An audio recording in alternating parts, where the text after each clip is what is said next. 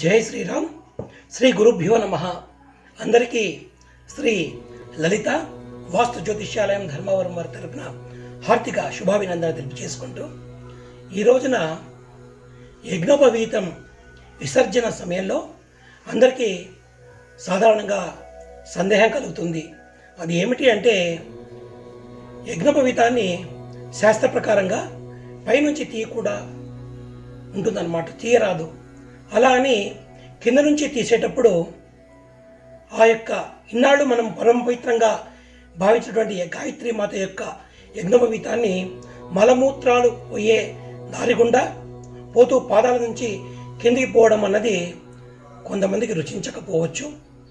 మరి అటువంటిప్పుడు దానికి ప్రత్యామ్నాయంగా ఏ విధంగా సులభంగా యజ్ఞోపవీతాన్ని తీసి చేయాలి అన్నది ఇప్పుడు మా చిరంజీవి దుత్తులూరి వెంకటకృష్ణ మీకు అందరికీ కూడా అర్థమయ్యేలాగా చూపించబోతున్నాడు.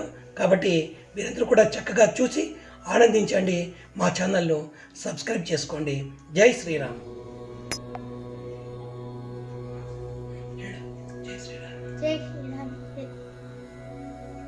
ముందుగా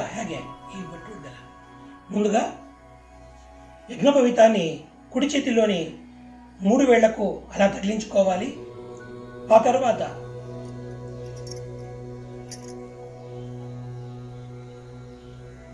ఈ విధంగా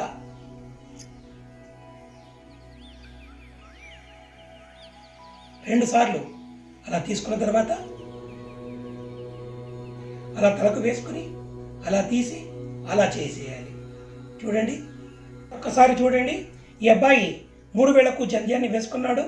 తర్వాత 1 2 సార్లు తిప్పిన తర్వాత